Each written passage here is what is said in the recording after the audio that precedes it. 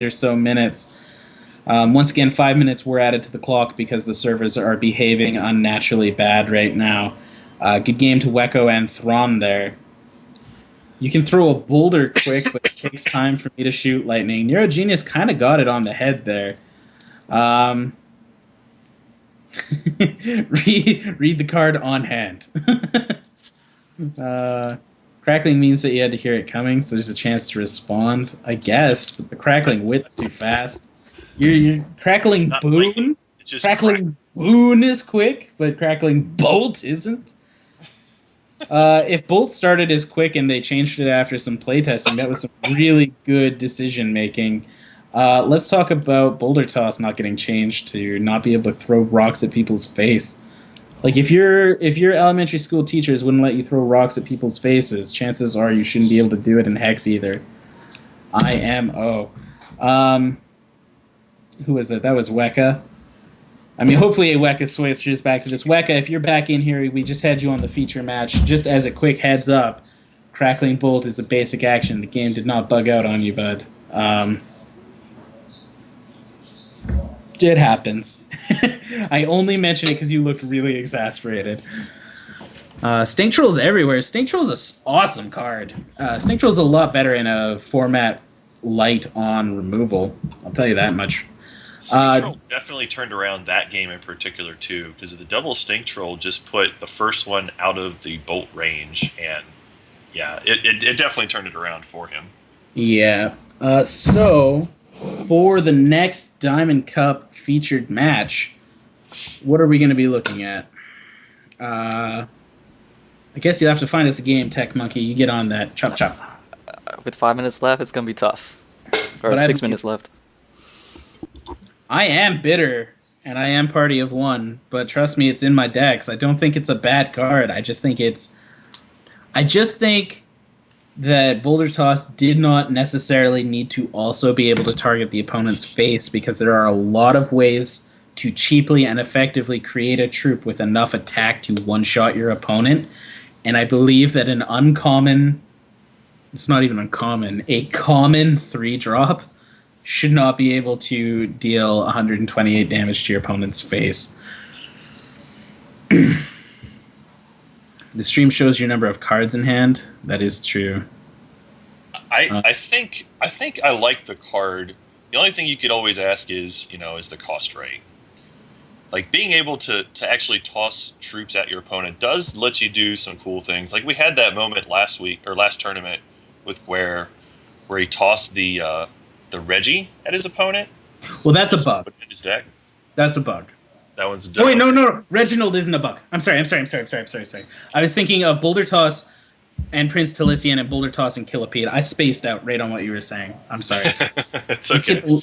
If you could throw the link to the drop page for YHD, that would be sweet. I mean, it is able to target face, and we have to live with that. And that's thank you, deck, of many things. That's cool, but at the same time, it's just like, yeah. Guer's calling me a liar because I said Reggie was a bug, but it's not a bug. He corrected himself. It's fine. Yeah, I caught on to what I was saying.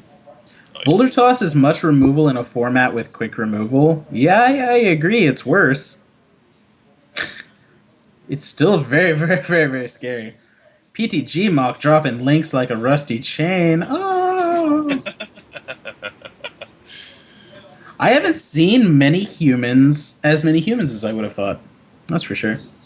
How is the tournament going? Well, Peace Tinker's not competing, so we're all very sad. And why don't you run along now, Peace Tinker? You didn't want to be part of our tournament. You can get out of here. Get out of here! Only need 5 or 6 resources to do 128 damage with Boulder Toss from a Gore Master. That's true. Your opponent... I mean, the easy argument is your opponent only needs 2 resources to verdict the Boulder Toss. But I think that that's always a very... The existence of responsive actions does not necessarily dictate that an action should be as powerful as Boulder Toss. This round feels like it's going on much longer. That is because it is. We added 5 minutes to the round because there has been some severe lag issues with the with the client recently. How do you gain 7 charges and play toss with 5 to 6 resources? I'm sure it's possible if somebody has the exact right thing. That's not easy, and you don't need to get to 128 with your Gore Master to deal 20 damage. Only if you want cool points. Is Boulder Toss even necessary if you have a 64 attack Gore Master? Well, does your Gore Master have charge? Have Crush. Crush. You mean Yeah, Crush? that's the one too. That's the one too. Yeah, these guys got it. I was wrong. I still didn't say a term that was wrong though, so whatever. Whatever. You did say one card that was wrong, but that's okay. Yeah, but I have to go and look that up. Oh, it is a card in that, isn't it? Ugh. Does it do anything similar? Oh my god, it does! Ugh! What set is that from? Oh. Man, I hate it. Yeah. Get wrecked, Penta. I guess. That is actually a card that returns It's hard to break old habits, right? So it's even 5 cost. It's No, so similar. I've never played that card. I've never in my life played that card. Like, I legitimately would not. If you asked me if I was even 50% sure, I wouldn't have said yes or no. Yeah, that's fine. But anyways, 2 minutes left in the round. We have a few matches going on. Let me count. 1, 2, 3, 4, 5, 6. 6 ongoing matches. Gore Master is a bit OP. Well, no, not really. Gore Master is very strong, but it requires a lot of setup, and things that require a lot of setup are very vulnerable to removal, which is part of the issue. I had massive trouble versus a guy running Ruby Blood with lethal troops and sniper training. Oh, obviously you're not talking about the Diamond Cup. Unless you mean ballistics training, yeah.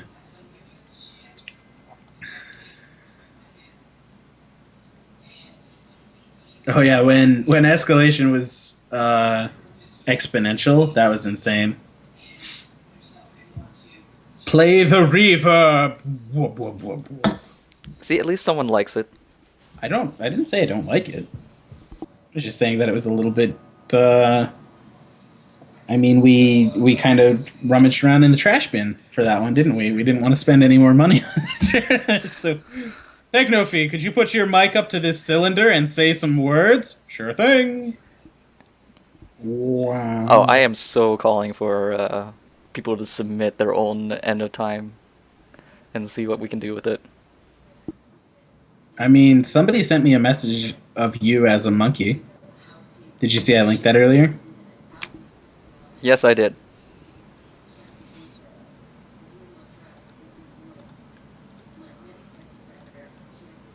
Alright.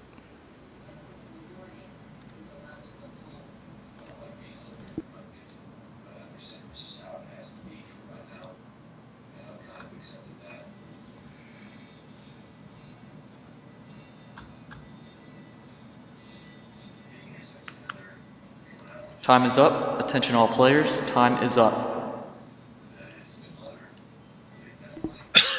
Okay, reverb played. Whoa, whoa, whoa.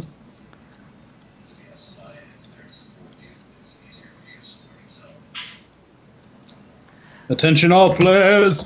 Time is up.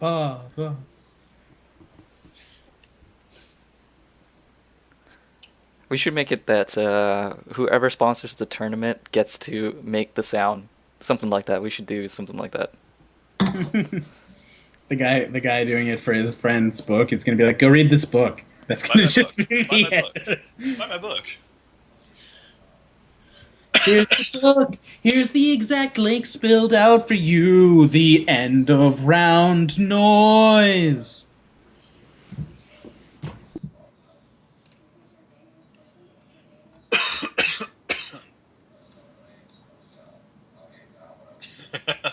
I actually like that.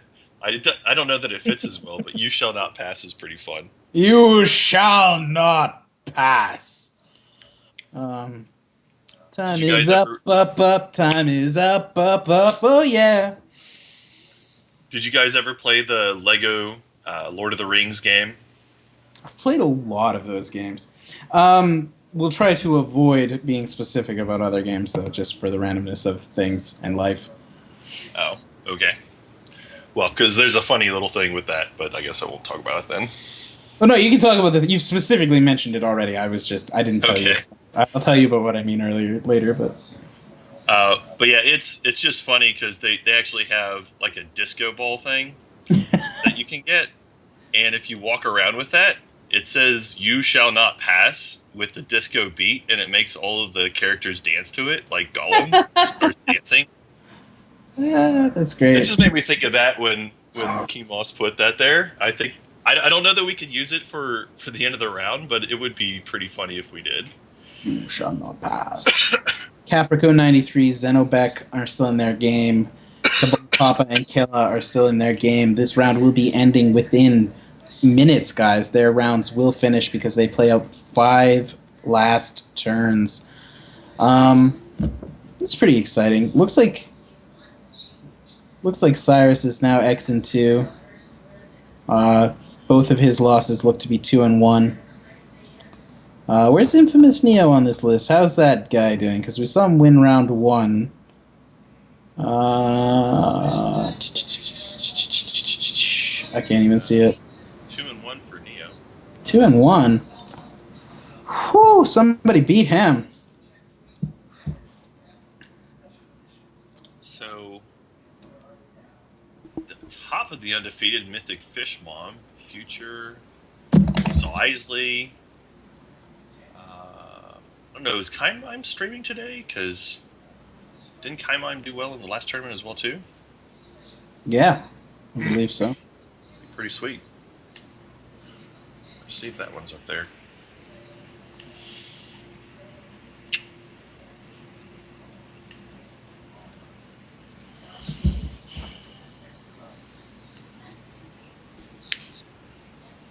Doesn't look like it, but Kind Mime, if you're listening and you do want to stream, that would be awesome because we'd love to have you back up here again. As one of the tournament ringers here, doing well in both tournaments so far. Wow, somebody's volume just got adjusted by Skype to be really loud and scratchy. Not me.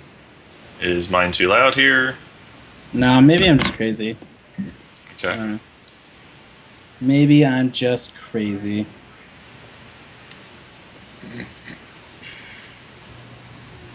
Okay, so round 4 has started and has been paired. Round 4.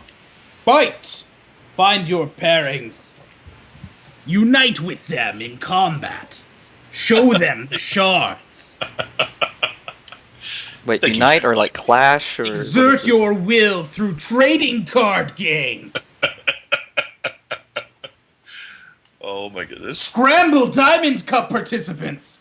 Your time is nigh. Yes, round 4 pairings are real. Go ahead and find your opponent. Like a fish, things just got real.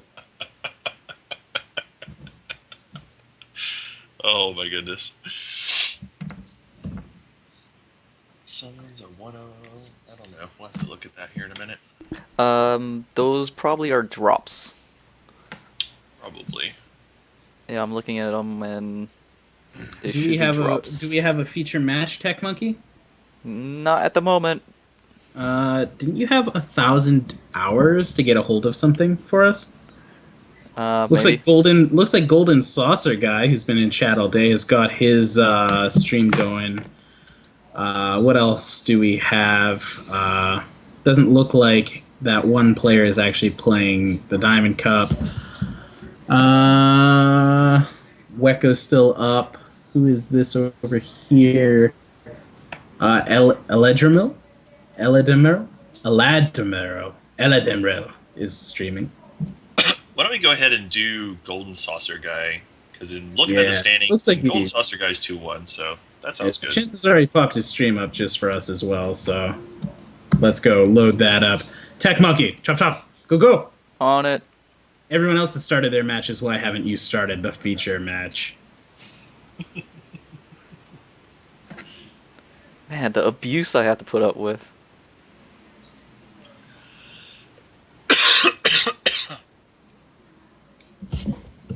Yeah, so it looks like we have a hand blocker here in the way. Also a little bit of a pretty interesting stream layout. But it's a little bit smaller of a screen, but that's cool. GoldenSaucerGuy versus Zebuli. So there's a couple of people who've been chatting all day, I believe. If Zebuli hasn't been chatting, I'll be surprised. Well, or hasn't been watching. Zebuli's always watching. Cabal Papa meant to stream, but with the lag, you haven't been able to. That's fine. 152 players competed. We've improved over the Blood Cup. Huzzah! By one whole person. Yeah, I mean, improvement's improvement, man. If you lift weights all day, it'll happen. So GoldenSaucerGuy playing a champion we haven't seen much of yet this tournament, Running Deer. Whereas Zebuli is playing Sir Giles Gilses Rowan. So a little interesting. Sir Sonic Boom!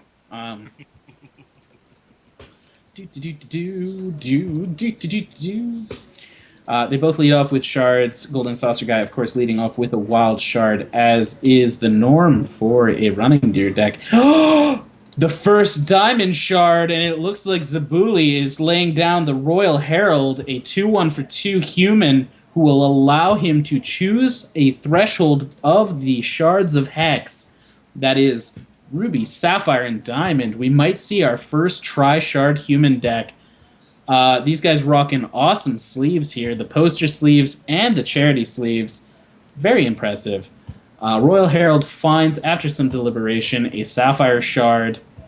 So Zebuli is, in fact, playing at least tri-shard humans. GoldenSaucerGuy responds with a shard and passes turn. There you go. Whew.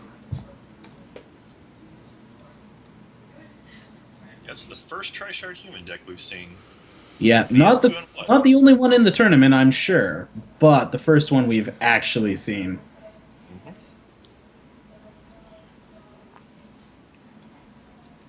I think you guys are behind.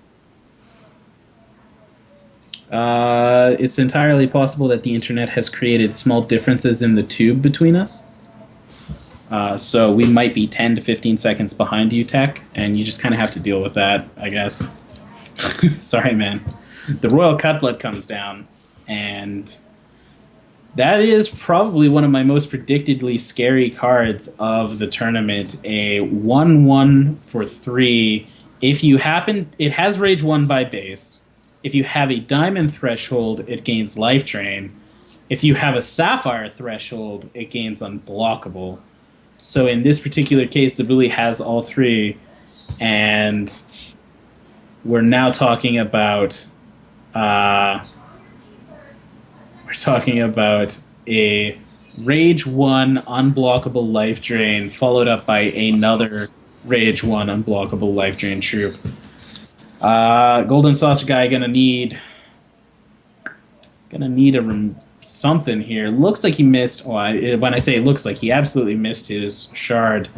Looks like he missed another one here. So that's 2 turns in a row just drawing a card. Now he's gonna have to discard. Might actually be worth packing it up here, just to not show off your deck.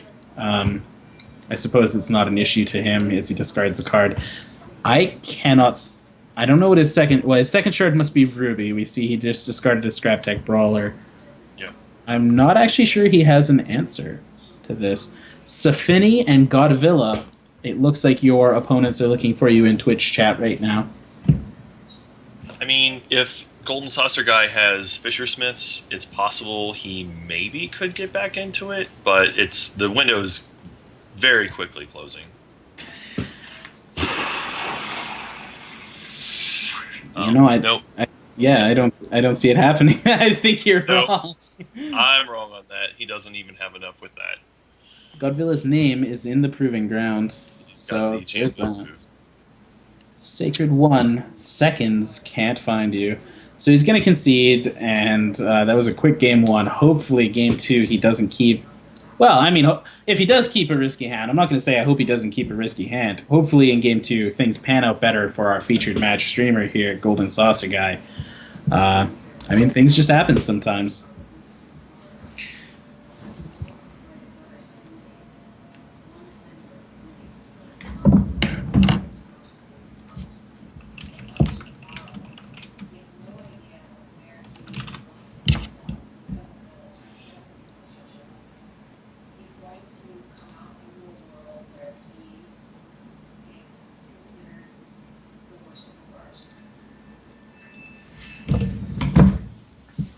So humans, Royal Cutblood. I've talked about why we haven't seen any humans, but Royal Cutblood is really the reason I expected to see more of them.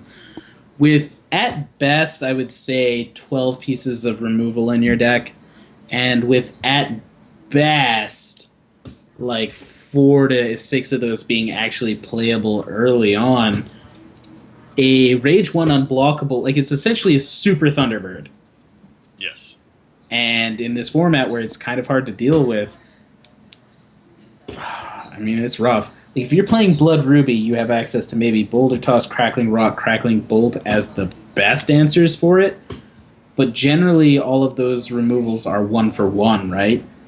Yes. And if you're using a 1-for-1 removal that has, especially like Boulder Toss has much better potential somewhere else, you run the risk of just losing value there and getting beat out by the other big humans, as well as humans having access to things like War Prodigy and other very strong human lords, so to speak. Divine Like God, not responding to whispers or in general chat, so Bayashi Fukushi is looking for you. Isn't Heatwave set 2? No, it is definitely a set 1 card.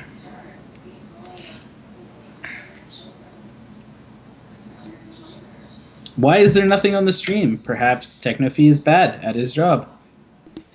You sure? No. It looks like, yeah, it's there. I see it. I would try restarting Rouge. If you were wondering why they were in the reserves, they were in the reserves.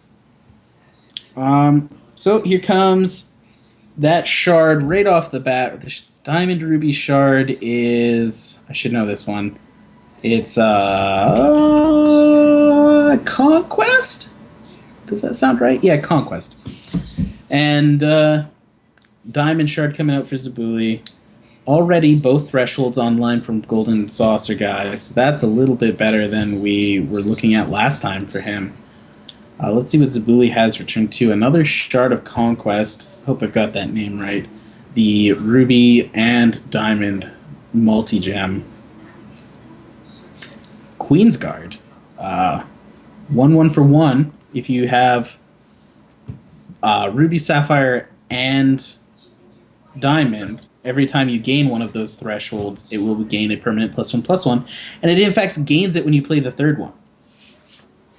Queensguard definitely one of the best plays from the humans deck. Put on early pressure against whatever opponent you've got, and it can pretty quickly get out of range if you don't contain it in the first couple of turns it comes down. It's actually really interesting because it does a lot of things. If it makes your opponent use removal, they're using removal on a 1-drop. If it gets out of hand and your opponent uses, say, Crackling Rot, it can come back from that. Very strong, actually. It makes all of your shard drops a little bit better. Vanguard of Gawain, a 2-1 with for 3. Pretty bad troop until you consider that if you have a Ruby, it becomes a 3-2 with Swift Strike. Whoa. 3-2 with Swift Strike for 3. Very strong. Maybe not as strong as the turn 4 Wrathwood Master Moss, the 5-5 for 4. When it dies, it creates a 2-2 Mossling, and if that Mossling deals damage, it transforms back into a Wrathwood Master Moss. I know we've seen a lot of it today, guys, but somebody might be watching just this individual match, so you'll hear me tell you what it is again. The third Shard of Conquest from Zebuli, activating and turning Queensguard into a 3-3. Sir Giles' power coming down, giving all humans and... I want to say warrior, but a Queensguard could be a cleric. I think it's a warrior. All humans and warriors in Zebuli's deck, a permanent 1 bonus attack in his hand, on the board, and in his deck, which includes the other Vanguard of Gawain. Now, we've talked a lot today about how strong Wrathwood Master Moss is, but even a 5-5 for 4 can't swing past 8 attack worth of Swift Strike. That Swift Strike will deal damage in the battle before Wrathwood Master Moss and just kill it. Looks like we're going to see... This is probably a Bolt. Probably Bolt here. Just thinking about his targets, the problem is, again, if you don't answer the Vanguard now, Is it going to grow out of range to where your Master Mosses can't even deal with it anymore? You mean the Queen's Guard? Queen's Guard, yes. Yeah, that other troop on GoldenSaucerGuy's field is the Constantina, a 2-cost 3/3, insane value with Steadfast. She also makes it so that your troops can't be forced to exhaust, which in this format is actually fairly powerful against the Pulse Reactor. Otherwise, not a lot of things. Oh, and Highland Shinobi. Otherwise, not a lot of other effects force you to exhaust.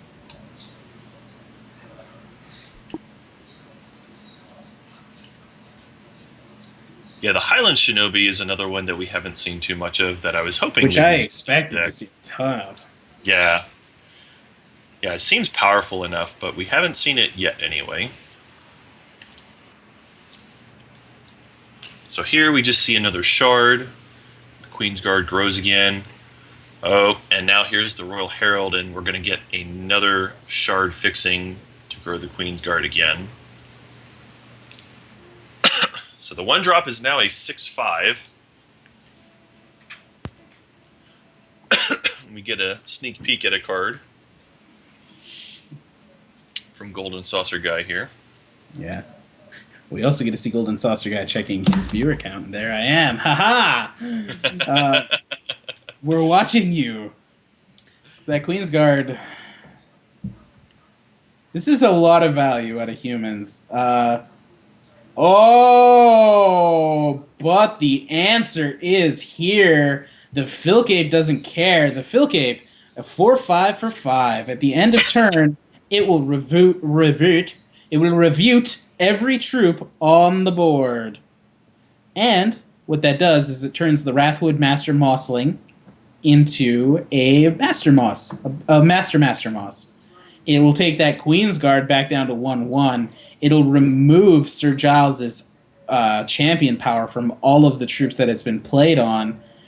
And it will generally make Zebuli very sad here because he's no longer able to swing in and he wasn't able to pressure a lot of damage. But here comes that War Prodigy, the 3-cost 3/3. If you have 2 Sapphire, 2 Diamond, 2 Ruby threshold, it will give, not as a temporary or as a permanent bonus, it will give all of the troops on the board +2/+2 as a state-based effect.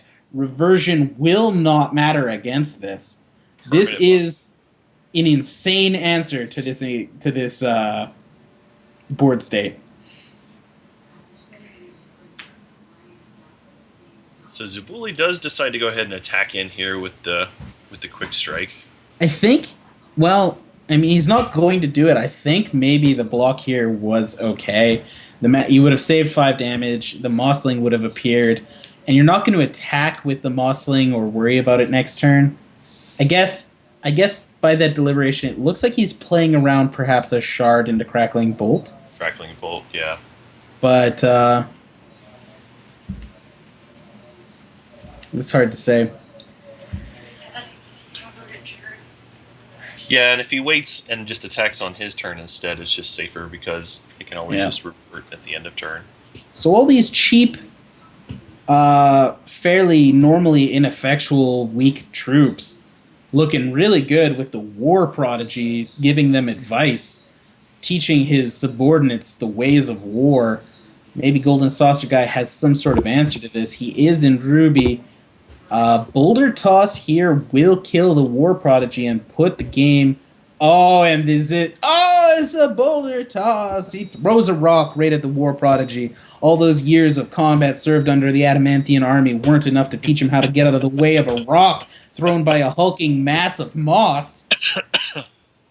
The board state returns to 3/2s and 2/2s around the board, and a lot of those will lose their attack when the Filcape is done. Now, he's swinging here because he figures if his opponent blocks, he'll get the Mossling and the Filcape will revert it. But what I think he kind of did was just open himself up for a bit of a backswing if his opponent finds a way to remove the Filcape. I think it's probably not in a Tri-Shard human deck, but the potential of something like, say, Time Wave is very real here. Zebuli plays Immortal Tears, cracks the Immortal Tears, will search his deck for a basic resource and put it into play. This gets him to 6 resources and triple Ruby Threshold. A lot of stuff opens up here, like Zakir, and when I say a lot of stuff, I mean specifically Zakir opens up. Not really the kind of fit you would expect in a human deck, though, so it might have just been he was picking any shard he wanted. The one thing I'm curious about is if he attacks with everything, if Zebuli attacks with everything, do you block with Filtgape here? Like, do you play around the Crackling Bolt again since you played around it last turn? I think he can afford not to. I think he can afford to let everything hit him, because in that situation, he's either going to get 9 damage on the backswing and he survives multiple attacks, or his opponent plays a troop here and he knows that his opponent is top decking what is not a Crackling Bolt. It's really hard to say. Yeah. It maybe depends on what he has left in his hand here, which we don't know right now. Yeah, he does naturally have to play a little more cautiously here, because he did lose game 1, and when he's in that kind of situation, he can't really afford to lose this game. He has to win this game to continue in the match. Ryukin thinks it might be Immortal Decree, and it absolutely could be, but Immortal Decree will happen no matter what. So you don't play around Immortal Decree here, I don't think. And Immortal Decree costs 6. It looks like we're waiting for Zebuli to pass priority, which makes sense. There's the Crackling Bolt. So he's going to play the Crackling Bolt pre-combat so that he can get a turn of bonus damage through. Yep. Of course, GoldenSaucerGuy could choose to block here now. Possibly has an answer to this. Crackling Sprout would be really good here. No, it looks like he's just going to take it on the chin, go down to 5. Now it is actually difficult for GoldenSaucerGuy to swing in. Finds an Immortal Tears of his own, probably going to crack that for a Ruby. If his deck is anything like we've been seeing today, he's got the Master Mosses and the Zakirs. Oh, look, it's a Ruby. That leaves him on 4 resources for the turn. Not enough to pull Zakir out yet, assuming it is one of the 2 cards in his hand. His opponent is, well, his opponent is now on 0 cards in hand, is what I was going to say. Enough resources to play anything I would expect in a the words they fail in a human's deck. Zebuli needs to top deck. There's a lot of answers here, I think. Town Crier. Oh no. Town Crier, the 2/2 for 4, draw a card for every human on the board. That's 5. And then discard 2. GoldenSaucerGuy getting a little bit. Oh man, I would put a little more salt on my hamburger. That Town Crier is huge here. Oh man, it's just the reload that he needed, and it's not a significant card to win the game this turn, but it does mean that he's gone from going 4 troops on the board and 0 cards in hand to having 5 troops on the board and 3 cards in hand, and he's mulling over which to keep and save. Where is the form to drop? 5shards.com/drop, I believe, is the thing. Somebody will link that up to you, F5 Shooter. Thank you for coming along today. He also, in addition, is running the Forgotten Monarch, a 2/2 for 5 with a major and a minor socket in it, and it reduces its cost by 1 for every threshold you control. So in a typical humans deck, it is always going to be a 2/2 for 2 with a major and a minor. Fairly valuable troop. Oh, and there's the Zakir. Oh no. Oh, he doesn't have another troop to follow it up, does he? So he's gonna take Exacties. He's Yeah. a turn earlier. If it wasn't a Shard of Savagery, if it wasn't an Immortal Tears he'd drawn. Or if he had not attacked with the Master Moss on that one turn. Or if he hadn't attacked with the Master Moss on that turn. Yeah. It was a crazy top deck from his opponent, but Monarch in human deck, King Gabriel is disgusted. Is the Monarch the Ruby Flames and the Growth Gems? Yeah, it's hard to say. It looks like it's the +1/+1 and unblockable. Okay. Zebuli is doing a little bit of a had it moment here, playing it out. He only has the one Town Crier in his deck, apparently. Oh no. Zebuli saying that to his opponent.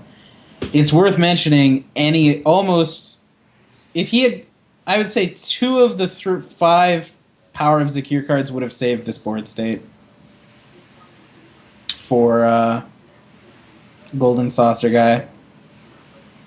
Will any 5/3 get to the top 8? Incredibly unlikely, but they will get points and prizes. Yeah, 5 and 3 shouldn't get to top 8.